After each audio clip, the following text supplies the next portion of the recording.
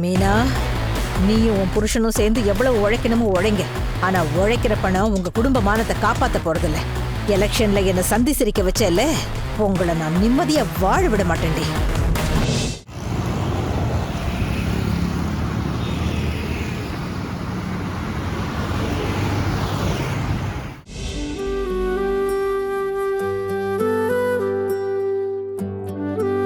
அப்பா, என்னடா ஒரு சந்தோஷமான விஷயம்பா. இந்த வீட்டுல சந்தோஷமான ஒரு விஷயம் நடந்தே ரொம்ப நாள் ஆச்சுடா. பா, நீங்க நடந்துருக்குதுப்பா. என்ன விஷயம் சொல்றேன்ப்பா. ரவி பழகுறல. என்னடா? அது ஒரு நல்ல விஷயம் சொல்றதுக்கு தானே உனக்கு கூப்பிட்டேன். நம்ம வீட்டு பிரச்சனையில ஒரு பங்கு குறைஞ்சிருக்குதுப்பா.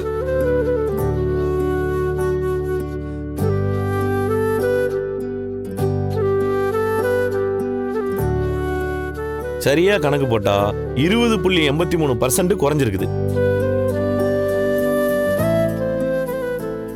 என்னடா ஏதோ பெர்சன்டேஜ் எல்லாம் சொல்ற? என்ன கணக்கு? எல்லாம் உன் திட்டு கணக்கு தான்டா. எதை பத்திரா சொல்ற? டே, இவனால அந்த வீட்டு மேல வந்துச்சடா கடன் 48 லட்ச ரூபா. அதுல 10 லட்ச ரூபா குறைஞ்சிருச்சு. 10 லட்சம் குறைஞ்சிருக்கா? ஆமா அத்தை, அந்த ஃபைனான்சியரை பார்த்து 10 லட்சம் கட்டிட்டோம். சந்தோஷமான விஷயம்தான். என் நம்பிக்கை வீண் போல. இன்னும் 38 லட்ச ரூபா தான் பாக்கி இருக்குது. டே முத்து, எப்படிடா இவ்வளவு சீக்கிரத்துல 10 லட்சம் ரெடி பண்ண? அது ஒரு சூப்பரான வழி இருக்குடா. ஆனா அதை சொன்ன உனக்கு புரியுமான்னு தெரியலையே. அப்படின்னு வழி? நேர்மையா உழைச்சு சம்பாதிக்கிறது.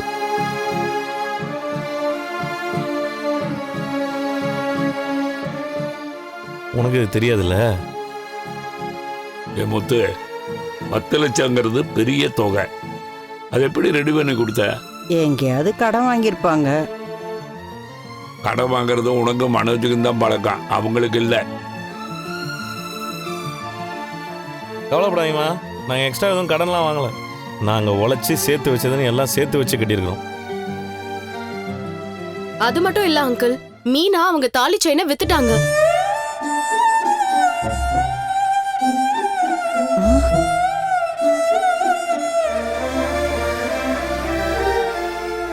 என்னம்மா இது, தாலி செயினை வித்துட்டீங்களா? நீயே இப்பதானே வாங்கி கொடுத்த. பரவாயில்லப்பா, திரும்ப வாங்கி கொடுத்துக்க போறேன். கையில உழைப்பு இருக்குல்லப்பா, அது போதும்பா. முதல்ல கடன் அடிச்சா போதும்பா. நாங்க மட்டும் இதுக்காக காசு கொடுக்கலப்பா. ரவியும் பழகுறலும் 1 லட்ச ரூபா கொடுத்தாங்கப்பா.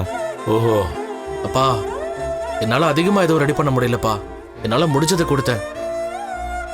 உங்க 2 பேர்த்துக்கு சம்பந்தம் இல்லாத கடனை நீங்க கட்டுறீங்க. சம்பந்தமா இருக்கிறவன் 1 ரூபா கூட உழைச்சி சம்பாதிச்சு கொடுக்க மாட்டேங்கிறான். என் ஷோரூம் நல்லா தான் போயிட்டு இருக்கு. எப்படியோ இந்த வீட்டில் இருக்கிற என் ஷேர் அவனுக்கு கொடுக்குறேன்னு சொல்லிட்டீங்கல்ல, அதுக்காக தான் காசு கொடுத்துருக்காங்க. உன் புத்தி வேற எந்த மாதிரி யோசிக்கும்? நல்லா திருத்தவே முடியாது. மீனா, நீ ஏமா நகையை வித்த? பரவாயில்ல மாமா, என் புருஷன் எனக்கு வாங்கி கொடுப்பாருன்னு நம்பிக்கை இருக்கு. முதல்ல இந்த வீட்டை காப்பாத்திட்டு அது போதும்.